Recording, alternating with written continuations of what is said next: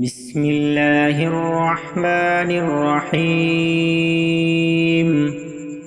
يا أيها الذين آمنوا لا تتخذوا عدوي وعدوكم أولياء تلقون إليهم بالمودة وقد كفروا بما جاءكم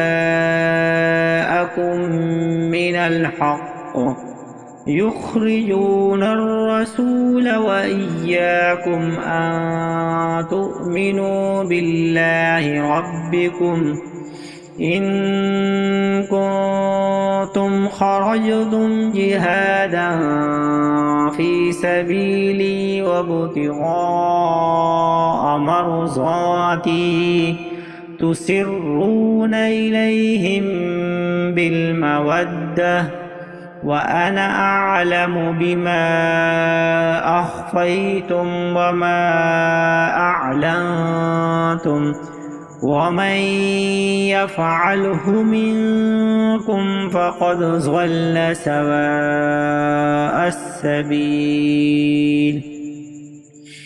إن يثقفوكم يكونوا لكم أعداء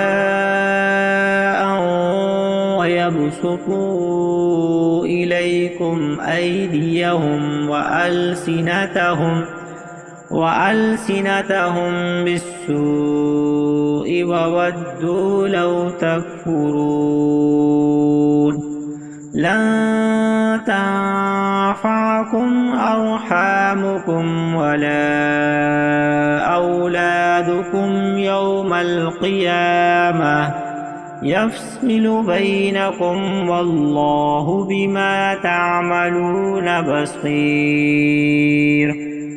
قد كانت لكم أسوة حسنة في إبراهيم والذين معه إذ قالوا لقومهم إنا براء منكم ومما تعبدون من دون الله كفرنا بكم وبدا بيننا وبينكم العداوة والبغضاء أبدا حتى تؤمنوا بالله وحده إلا قول إبراهيم لأبيه لأستغفرن لك وما أملك لك من الله من شيء ربنا عليك توكلنا وإليك أنبنا وإليك المصير. ربنا لا تجعلنا فتنة للذين كفروا واغفر لنا ربنا إنك أنت العزيز الحكيم. لقد كان لكم فيهم أسوة حسنة لمن كان يرجو الله واليوم الآخر ومن يتول فإن الله هو الغني الحميد.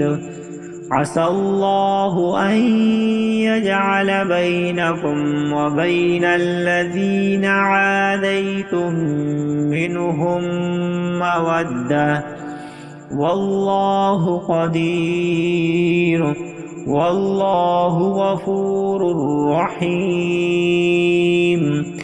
لا ينهاكم الله عن الذين لم يقاتلوكم في الدين ولم يخرجوكم من دياركم أن تبروهم وتقسطوا إليهم إن الله يحب المقسطين. إنما ينهاكم الله عن الذين قاتلوكم في الدين وأخرجوكم من دياركم وظاهروا على إخراجكم أن تولوهم ومن يتولهم فأولئك هم الظالمون. يا أيها الذين آمنوا إذا جاءكم المؤمنات مهاجرات فامتحنوهن الله أعلم بإيمانهن فإن علمتموهن مؤمنات فلا ترجعوهن إلى الكفار لا هن حل لهم ولا هم يحلون لهن وآتوهم ما أنفقوا ولا جناح عليكم أن تنكحوهن إذا آتيتموهن أجورهن ولا تمسكوا بعصم الكوافر واسألوا ما أنفقتم وليسألوا ما أنفقوا ذلكم حكم الله يحكم بينكم والله عليم حكيم. وإن فاتكم شيء من أزواجكم إلى الكفار فعاقبتم فآتوا الذين ذهبت أزواجهم مثل ما أنفقوا واتقوا الله الذي أنتم به مؤمنون. يا أيها النبي إذا جاءك المؤمنات يبايعنك على ألا يشركن بالله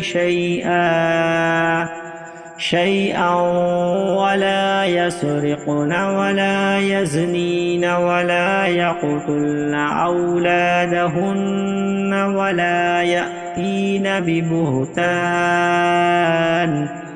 ببهتان يفترينه بين أيديهن وأرجلهن ولا يعصينك في معروف